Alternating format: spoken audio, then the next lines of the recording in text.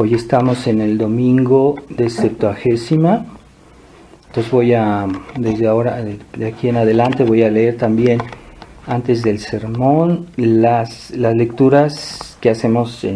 Primero las hacemos en latín, claro está, pero también las hacemos en español para las personas que no tienen misal. Pero ahora pienso leerlas siempre cuando en esta grabación también, para que los que oigan esto, pues tal vez por internet, puedan oír las lecturas de las cuales se hace el sermón y la explicación del sermón. Entonces hoy es la epístola del apóstol, lectura de la epístola de San Pablo a los Corintios. Hermanos, ¿no sabéis que los atletas que corren en el estadio todos corren, mas uno solo alcanza el premio? Corred de manera que lo ganéis. El que lucha en la arena se impone 1000 privaciones. Ellos para recibir una corona corruptible, mas nosotros incorruptible. Pues yo corro no como a la aventura, peleo no como quien azota el viento. Antes castigo mi cuerpo y lo reduzco a servidumbre, para que no suceda que después de predicar a los demás yo sea reprobado. Porque no quiero, hermanos, que ignoréis que nuestros padres estuvieron todos bajo la nube, y todos pasaron el mar rojo, y todos dirigidos por Moisés fueron bautizados en la nube y en el mar, y todos comieron el mismo manjar espiritual, y todos bebieron la misma bebida espiritual, porque bebían de una piedra misteriosa que los iba siguiendo, y la piedra era Cristo. Sin embargo, no fueron los más de ellos los que agradaron a Dios. Continuación del Santo Evangelio según San Mateo. En aquel tiempo dijo Jesús a sus discípulos esta parábola: es semejante el reino de los cielos a un hombre, padre de familia, que salió muy de mañana a ajustar obreros para su viña, y habiendo convenido con los obreros en darles un denario por día, los envió a ella. Y saliendo cerca de la hora tercia, vio otros en la plaza que estaban ociosos, y les dijo: id también vosotros a mi viña, y os daré lo que fuere justo. Y ellos se fueron. Volvió a salir cerca de la hora sexta y de la hora nona, e hizo lo mismo. Salió por fin cerca de la hora 11, y vio otros que se estaban allí, y les dijo: ¿por qué estáis aquí todo el día ociosos? Y ellos le respondieron: porque ninguno nos ha contratado. Díceles: id también vosotros a mi viña. Y al venir la noche, dijo el dueño de la viña a su mayordomo: llama a los obreros y págales su jornal, comenzando por los últimos hasta los primeros. Cuando vinieron los que habían ido cerca de la hora 11, recibieron cada cual su denario. Al llegar los primeros, creyeron que les daría más, mas no recibieron sino un denario cada uno. Y al recibirlo murmuraban contra el padre de familia, diciendo: estos últimos solo han trabajado 1 hora, y los has igualado a nosotros, que hemos llevado el peso del día y del calor. Mas él dijo: amigo, no te hago ningún agravio. ¿No conveniste conmigo de un denario? Toma lo que es tuyo y vete, pues quiero yo dar a bien que sea el último, tanto como a ti. ¿No me es lícito hacer de lo mío lo que yo quiera? ¿O has de ver con malos ojos porque yo soy bueno? Así que los últimos serán los primeros, y los primeros últimos, porque muchos son los llamados y pocos los escogidos. En el nombre del Padre, del Hijo y del Espíritu Santo. Amén. Ave María Purísima. Sin pecado concebida. Estimados hermanos, hemos oído en este domingo de Septuagésima. Estamos en el domingo de Septuagésima, que es, como lo veis, se dice, ya se utilizan los ornamentos morados. Ya es un comienzo de penitencia en previsión de Cuaresma y en previsión de el tiempo de la Pasión. Se puede decir que todo el año litúrgico está dividido en 2 grandes partes. la parte que corresponde a todo el misterio de la encarnación, o sea, el misterio de la encarnación, y la parte que corresponde a la obra que Jesús hizo en este mundo después de su encarnación, que es la redención. Entonces Dios se hizo hombre para después morir por nosotros. Entonces se puede decir que con el último domingo después de la Epifanía se termina ese periodo de que es una meditación sobre todo el aspecto de la encarnación, ¿verdad? El Adviento nos prepara, es la espera del Mesías, después Navidad es la venida del Mesías, y todas las fiestas que siguen después de Navidad hasta el fin del tiempo después de Epifanía son una meditación sobre la venida del Mesías, de la encarnación. Entonces Dios se hizo hombre para salvarnos. Entonces hoy ya comenzamos parte del año litúrgico que medita más bien la obra del Verbo hecho hombre, que es su redención. Se hizo hombre para salvarnos, para redimirnos. Entonces ya estamos comenzando a orientarnos sobre la futura pasión de nuestro Señor. Y por eso pues también se usan ornamentos morados, porque ya es un tiempo como de penitencia, de tristeza, de expiación. Comienza este tiempo, ¿verdad? El tiempo de Navidad es un tiempo de alegría, de felicidad, se puede decir, por la encarnación, pero ya después el tiempo de la redención pues es más duro, se puede decir, porque nos recuerda pues ese cruel sufrimiento de nuestro Señor, pero que por ese camino podemos acceder a la resurrección y a la salvación. Entonces es falso, según la mentalidad modernista, ¿verdad?, que quieren hoy exaltar a un Cristo glorioso, incluso en la misa, y Papa Pío XII había prohibido eso, de poner Cristos en cruz, que no mostraran las huellas de sus sufrimientos, de sus heridas y sus sufrimientos, sino presentaban un Cristo glorioso en una cruz. Eso está condenado por la Iglesia. Eso no es posible. La cruz es el medio para ir a la resurrección, pero una cruz sin sufrimiento es un engaño total. Entonces, ¿por qué hoy los católicos modernos no tienen el sentido del sacrificio, de la inmolación? Porque se les ha hecho olvidar eso. Y entonces no entienden qué es expiación. Expiación es algo que es necesario. Después del pecado hay que hacer expiación, y esa expiación nuestro Señor nos lo mostró de una manera muy evidente, que no hay otro camino para salvarnos si no expiamos nuestros pecados. Y Él los expió Él mismo en su persona de una manera tan dura, tan grave, tan dolorosa, para que aprendamos. O sea, no es en vano que Él hizo eso. Por sus actos Él nos da el ejemplo, por sus actos Él nos da una enseñanza, una lección, y pues una persona un poquito reflexiva puede entenderlo. Lo que pasa es que vivimos una época de la irreflexión. La gente no reflexiona, no ve las cosas y no se le ocurre por qué. Cosas evidentes. Entonces Jesucristo está crucificado, murió crucificado, sufrió tantísimo, y no se les ocurre pensar por qué. Quiere decir que hay un motivo bastante importante, bastante grave, para que el Verbo de Dios muera en la cruz, ¿verdad? Entonces, si no entienden eso, ¿cómo van a participar a los frutos de la pasión? No se puede participar a los frutos de la pasión si no se participa a la pasión.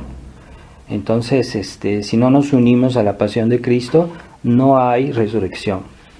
Entonces, todos de alguna manera debemos llevar nuestra cruz, y si no la llevamos, no vamos a participar a la resurrección de nuestro Señor. Así como nos unimos a su pasión, nos uniremos a su resurrección.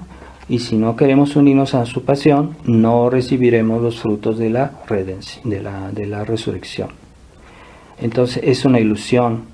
El gran engaño de esta sociedad moderna es que se quiere suprimir el dolor, se quiere suprimir la cruz, se quiere evacuar la cruz, se quiere evacuar la expiación, y de hecho ya la gente no entiende qué quiere decir expiación, qué quiere decir reparación. Que una persona se encierre en un convento y esté ahí toda su vida rezando y haciendo penitencia es algo que no cabe en la cabeza de la gente moderna, que sí, lo que quieran es gozar de la vida, disfrutar y sufrir lo menos posible, ¿verdad? Entonces no es que debamos buscar la cruz por la cruz, sino que la cruz viene sola cuando uno cumple su deber, cuando uno es fiel a la verdad, cuando uno busca la verdad de Dios y es fiel a ella, inevitablemente viene el sufrimiento. No es que lo busquemos nosotros mismos, pero la cruz viene. Y cuando la cruz viene, porque lo hacemos por hacer nuestro deber o nuestras obligaciones, entonces es meritoria y ex expiatoria y hay que aceptarla. Pero si porque algo que es mi deber y yo me niego a hacerlo porque eso me crea una contrariedad, me crea un sufrimiento, estamos renegando de la cruz. Y eso es pecado, es pecado. Entonces, puede haber cosas muy difíciles o casi prácticamente, digamos, que a veces uno puede evitar. Por ejemplo, si yo estoy enfermo, puedo tratar de tomar medicina, de ver un médico para curarme, ¿verdad? Pero la cruz es cuando hay un sufrimiento que es inevitable y que no es que está en la dirección de nuestras obligaciones, ¿verdad? Entonces, una persona que está casada no puede decir, yo me voy a divorciar porque mi marido tiene mal humor, porque mi marido tiene este defecto. Ahí es negar la cruz, ¿verdad? Eso es pecado, es pecado. Entonces, hoy la susceptibilidad de la gente moderna hace que por cualquier detalle, hay personas que se divorcian. Pues el ejemplo típico, ¿no? El divorcio, ¿no? Pero hay muchas cosas en la vida así que a veces nos molestan, pero que hay que sobrellevarlas. Hay ciertas cosas que razonablemente pues uno puede tratar de evitarlas, pero sin negar nuestro deber, sin negar nuestras obligaciones, ¿verdad? Entonces, como mujeres que porque los hijos dan mucho trabajo, cuestan caros, los hijos pues conllevan sacrificios, pues entonces prefieren abortar o prefieren esterilizarse para no tener hijos porque es una molestia y es un costo. Entonces eso es renegar de la cruz y es pecado, ¿verdad? Hay cosas que están fuera de nuestro alcance y en ese caso uno puede evitarlas, ¿verdad? Porque ya es algo que está fuera de nuestro alcance. Por ejemplo, pongamos que hay un hombre un esposo que quiere matar a su esposa o algo así muy grave. Entonces en ese caso la iglesia a veces permite, no siempre, pero a veces permite la separación, pero no es un divorcio. Y no es por el hecho de evitar la cruz, sino por necesidad, por una causa de fuerza mayor. Entonces no es lo mismo.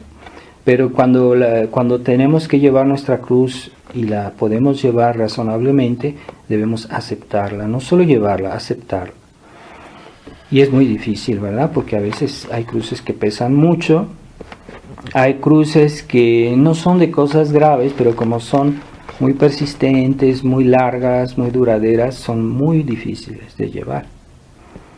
Pero ese es el camino, ¿verdad? Es el camino que Dios nos muestra.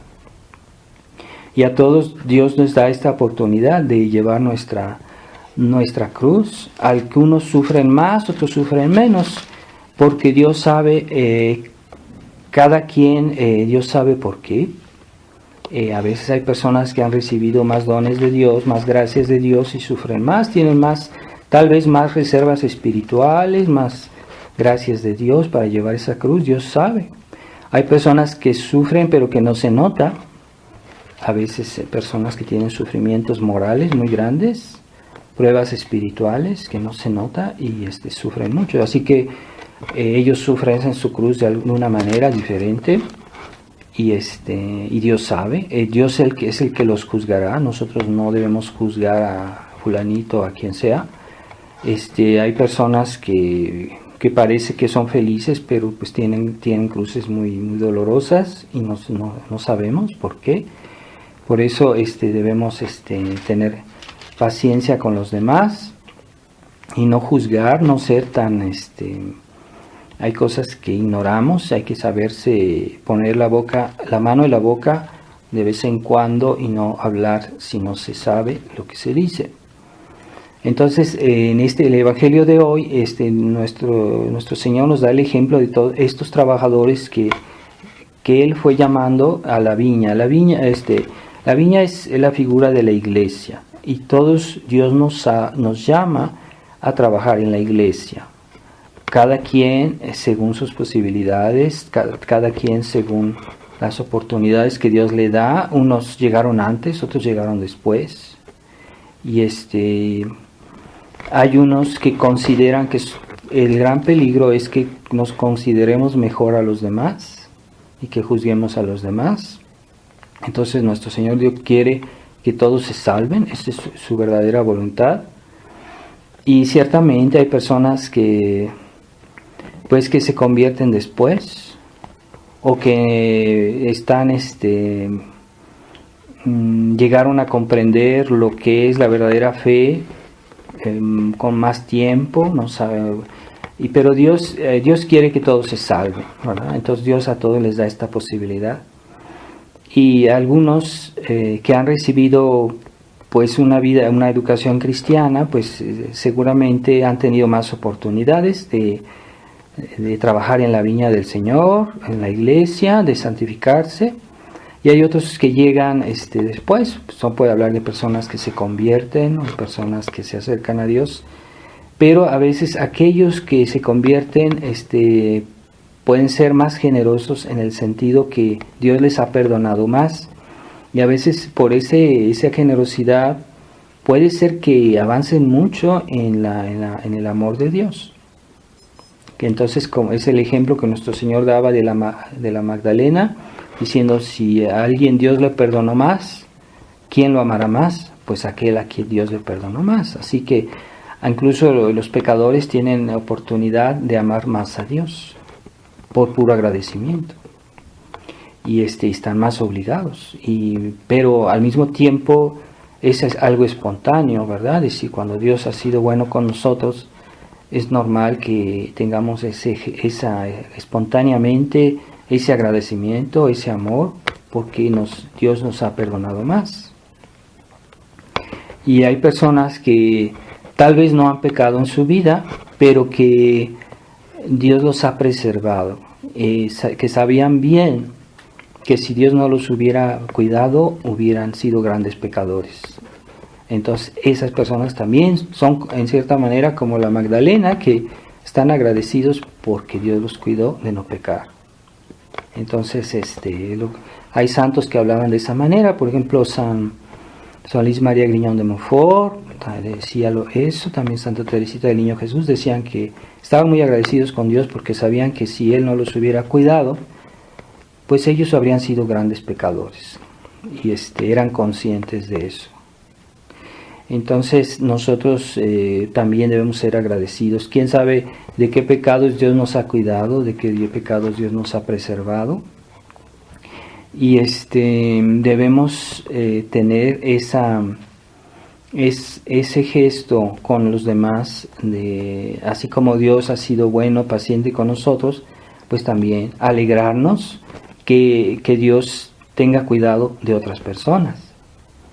Entonces ahí está esa envidia espiritual, que es un pecado contra el Espíritu Santo, es un pecado más grave que los pecados ordinarios, por ejemplo, pecados de cualquier vicio, ¿verdad? Los pecados contra el Espíritu Santo son unos pecados que tienen una especial gravedad. Y Jesús dijo que esos pecados no nos serían perdonados así, o que serán muy difícilmente perdonados, porque son más graves. Y la envidia espiritual es un pecado muy grave. Así que cuando alguien tiene envidia porque una persona progresa en la vida cristiana y siente que dice, bueno, y yo que he hecho más esfuerzos y esta persona Dios le da también sus dones, no es justo. Entonces es un pecado muy grave pensar de esa manera, y nunca debemos tener entre cristianos ese espíritu de competencia, decir yo soy mejor, o no decirlo, pero sobreentenderlo, ¿verdad? Esas envidias entre personas, y sobre todo por motivos espirituales, son muy funestas y ya esterilizan la vida espiritual, porque las personas que viven de esa manera, piensan de esa manera, se esterilizan espiritualmente, pierden sus méritos y se vuelven fariseos. Por el hecho mismo, un pequeño gesto de envidia hace muchísimo daño a la persona que tiene esta envidia. Entonces pierde muchísimo el valor de sus obras y puede ser un pecado mortal, o sea, que pierde todo el valor de sus obras y el derecho al cielo incluso. Entonces, ciertamente en nuestra época de crisis de la iglesia, muchas personas tienen buenas iniciativas para defender la tradición, para salvar la tradición, pero sí se siente que en muchos hay ese espíritu de que yo hice esto, o que yo tengo razón, y entonces como que quieren tener precedencias, no solo entre algunos sacerdotes, sino también muchos fieles, muchos laicos que creen que tienen una misión, incluso de enseñar a los sacerdotes, de dirigir a los sacerdotes, creen que ellos son más prudentes y que incluso quieren decirle al sacerdote lo que tiene que hacer en cosas de que es ministerio sacerdotal, y no tienen derecho a inmiscuirse en el ministerio sacerdotal. Pero sí, hay unos que creen que pueden hacerlo porque se sienten capaces, pero no tienen la gracia de Estado para eso, no tienen el Espíritu Santo para eso, no son pastores, y como no son pastores, Dios no les da la gracia de pastores, así que no tienen la gracia de dirigir a los demás, y menos a los sacerdotes, pero sucede que sí. Entonces, porque quieren una precedencia espiritual, quieren defienden, quieren luchar por la tradición, pero al mismo tiempo quieren exaltar de una manera tácita o más o menos explícita sus personas. Entonces eso hace mucho daño y es una fuente de discordias, ¿verdad? Discordias entre las personas, y hay personas que no escuchan al sacerdote, no escuchan, pero no hay que olvidar, como quiera que sea, la gracia sacerdotal no la tienen los laicos, nada más la tiene el sacerdote, la gracia de enseñar, la gracia de dirigir, la gracia de santificar, no la tienen los fieles, no la tienen. Entonces,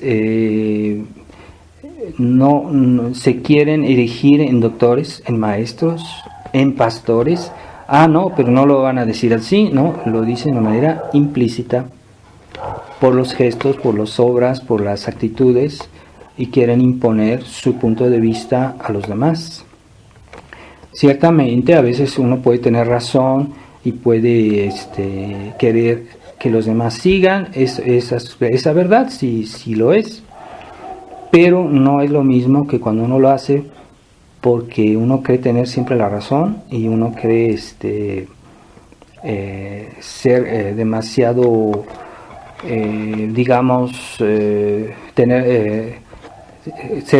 creerse como que si Dios, él es el que da la pauta y que representa a Dios.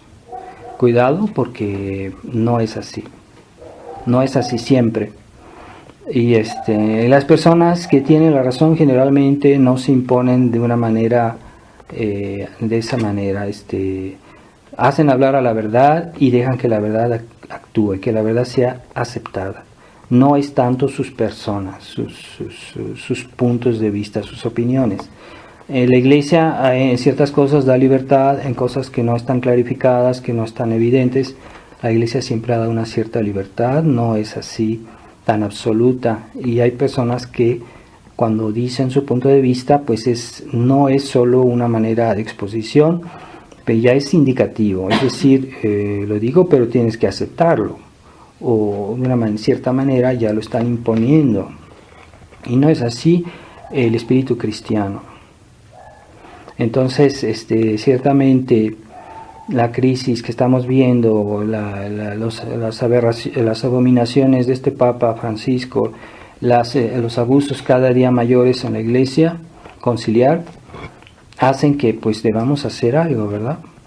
Pero debemos hacerlo, difundir la verdad, hacer conocer la verdadera tradición y la actitud que corresponde realmente a la tradición. Debemos hacerla conocer con toda humildad. No es por nuestras personas, no es por nuestro gusto, no es por nuestra gloria, sino por amor a la Iglesia. Y se nota. Entonces, las discordias solo muestran que hay un espíritu que no es de Dios.